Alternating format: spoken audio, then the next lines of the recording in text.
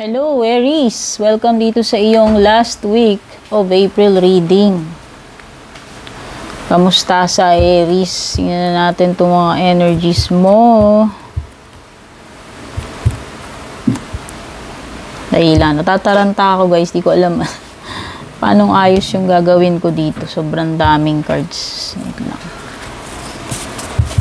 Una tayo ng iyong mga cards for the last week of April. Yan, maraming salamat sa mga support ninyo. At don't forget to like, follow, or subscribe sa mga bago. Firebird, seek and you shall find. Ang ganda naman ng energy mo. Oh. Mukhang may mahahanap ka ngayon na last week. Kumbaga, yung mga needs mo may ipoprovide sa'yo. Yan, seek and you shall find. So, ano naman itong hinahanap nyo, itong last week Aries, for sure, mahahanap ninyo yan. Basta meron kayong tiyaga na maghanap. Ayan o. Seek and you shall find daw. Okay, ang sinasabi sa'yo dito, let's read from the guidebook. No? Pasensya na, bago itong ano na to sa akin. Pero para lang marinig ninyo yung full message according to the author guidebook, no? Seek and you shall find. This card is a sign that the divine and your spiritual team have your back. O, diba sabi ko nga, aalalayan ka rito, no? Ibig sabihin, your needs will be met. Kumbaga, the universe and the divine have your back. The firebird is the only pillar that contains the frequency of divine support. Sinusuportahan ka ng divine and is also one of the 10 spiritual pillars. Ask your guides for help and you shall find it. No? All you need to do is ask. Ask or seek and you shall find. Help can come from the close friends and family. Complete strangers, ayan, mapakaibigan man, family or strangers, yung mga pwedeng tumulong sa iyo. Or the divine through serendipity and synchronicity. Wow! So, itong card na to will bring you light into darkness. Parang candlelight na magbibigay ng guidance, assistance, kaliwanagan sa iyo. The bird is a yin metal sign associated with planet Venus, the goddess of love and beauty, the height of autumn, and all that glitters. Ang ganda naman nun, yung manok, firebird. The bird siya sa Chinese zodiac or rooster.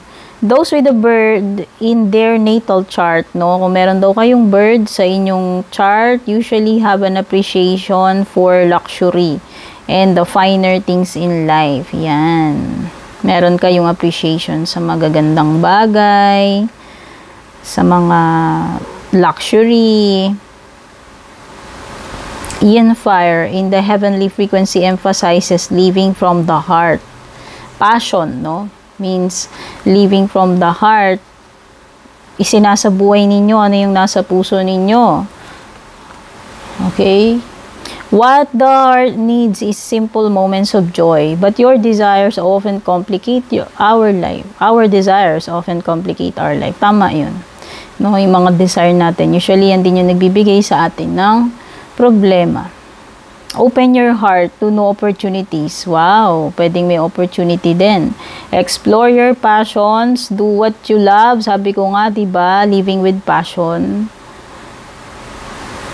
Gamin mong kompas yung puso mo. Treat yourself with love and be your own best version so that you can't help but love that version of you. Sabi dito, cultivate the fire within, yung passion, i-cultivate mo yon, yung passion sa puso mo. The source, kasi yan yung source mo ng inner joy. No, maging grateful ka every day. Remember that feeling of gratitude whenever you need to elevate yourself to the frequency of joy. Ang ganda ng message.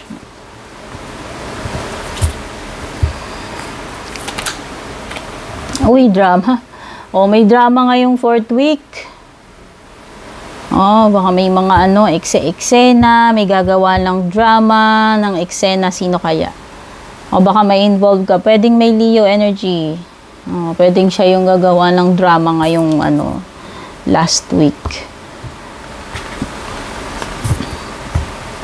Ay! Ano ba yan? Excuse me. Tingnan natin yung love life mo.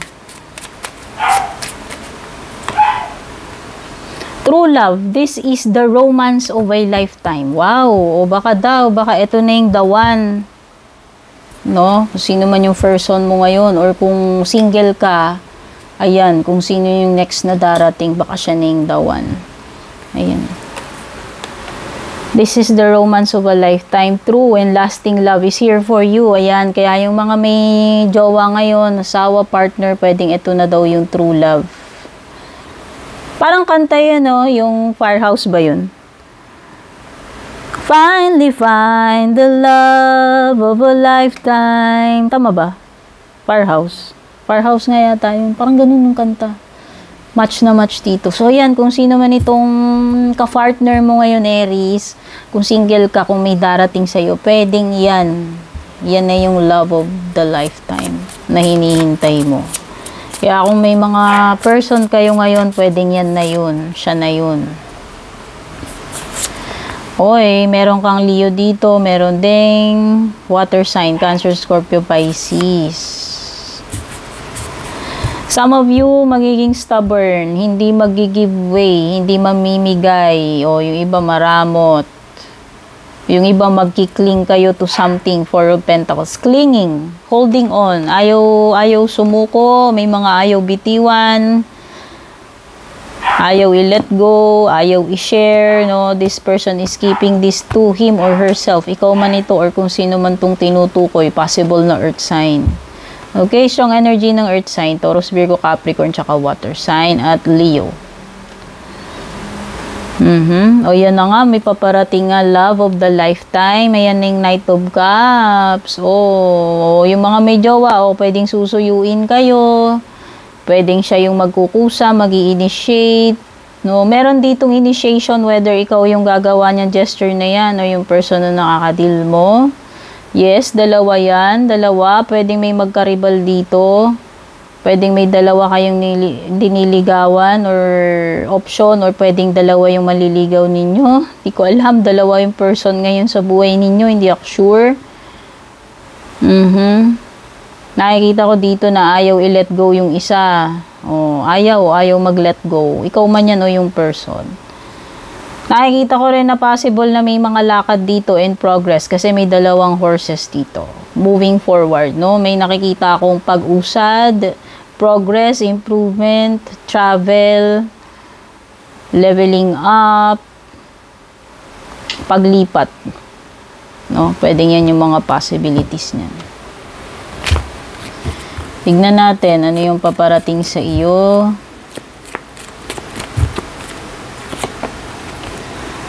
Paparating sa iyo, you will receive a gift. May matatanggap ka talaga. Ayan, parang dalawa yung nag-aabot sa iyo dito. Ayan. So, opportunity man yan, offer, panunuyo, panliligaw, ano man klase ito, may inaabot sa iyo. Ibig sabihin, may matatanggap ka. Tama naman yan. Meron ka ring nest, a loving, emotionally secure, loving family is important to you. So, nakikita ko is security pagdating sa relationship, sa family, financial man yan, or pagdating sa pagmamahal, pag-aaruga.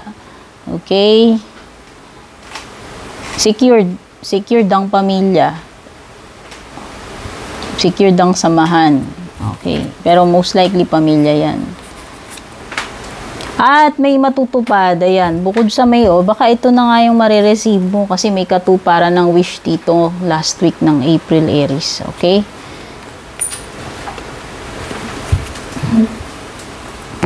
At for your closing message,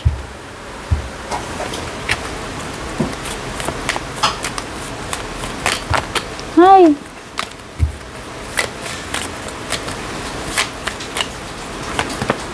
Room with a view. Ito yun. Room with a view. Ang message for you is times of introversion are beneficial. Parang hermit mode, Aries. So, merong hermit mode na magaganap sa iyo. Retreat. retreat and withdrawal from the world or kung saan man, parang nilina-isolate mo muna yung sarili mo. Parang ano siya, yung parang nagso-soul searching yung iba, dinidetach nyo muna yung sarili nyo. Times of introversion are beneficial, makakatulong daw sa iyan. Mag-spend ka ng time alone. Take this time to regain your strength and power. Hindi lang pala yun. Hindi lang siya about reflection. Para rin makabawi ka, mag-recharge. Keep to your true self no matter the needs of others. Your calmness is a virtue to those around you. They see you as a pillar of strength. Sabi nila, yun yung tingin nila sa iyo. Na itong pagiging kalmado mo daw is a virtue to those around you. They see you as a strong person. Kasi ikaw ay malumanay. Yun nga, yung ano ka, kontrolado mo yung emotions mo. Hindi ka temperamental na tao. Wow, parang unusual yun sa Aries, ah. Okay, nakakatawa, joke lang. I feel strong in my solitude. Ayan. Pwedeng iba, nasa period kayo ng solitude ngayong last week ng April. Time na to go solo, to reflect, to recharge. Take care, good luck, Aries.